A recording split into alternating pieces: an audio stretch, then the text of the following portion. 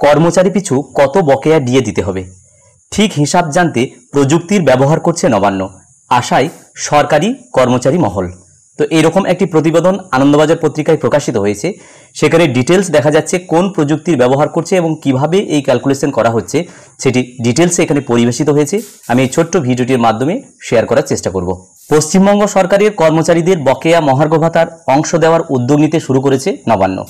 Supreme কোর্টের নির্দেশে পশ্চিমবঙ্গের সরকারি কর্মচারীদের বকেয়া মহার্ঘ ভাতার 25% মেটাতে হবে। গত 16 মে বিচারপতি সঞ্জয় করল এবং বিচারপতি সন্দীপ মেহতার বেঞ্চ এই অন্তর্বর্তীকালীন নির্দেশ দিয়েছিলেন, যে কারণে সম্প্রতি সব দপ্তর, স্কুল, কলেজ এবং স্বশাসিত সরকারি সংস্থাগুলির কাছে কর্মচারীদের সংখ্যা জানতে চেয়েছিল অর্থ দপ্তর। এবার রাজ্য সরকার আরও এক ধাপ এগুলো ডিএর ব্যাপারে। সরকারি সূত্রের খবর, একটি বেসরকারি সংস্থাকে এই প্রযুক্তিগত পদ্ধতি নির্মাণের দায়িত্ব দেওয়া হয়েছে।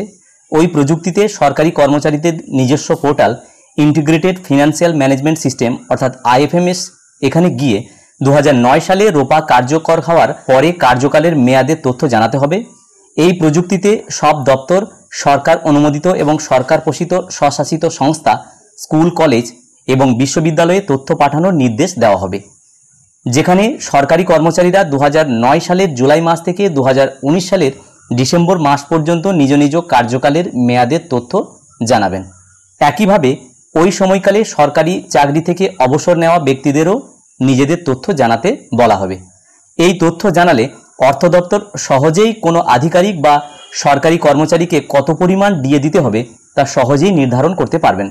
অর্থ দপ্তরের এক আধিকারিকের কথায়, এই পদ্ধতিতে যেমন রাজ্য সরকার কত সংখ্যায় কর্মচারীকে কত পরিমাণ ডিএ দিতে হবে তা যেমন জানতে পারবে, তেমনি সুপ্রিম কোর্টের কাছে 4 সপ্তাহের পর যে রিপোর্ট দেওয়ার কথা ছিল তা দেওয়ার ক্ষেত্রেও সুবিধা হবে।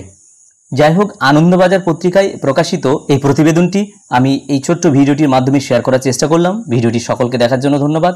সকলে ভালো থাকুন, সুস্থ থাকুন।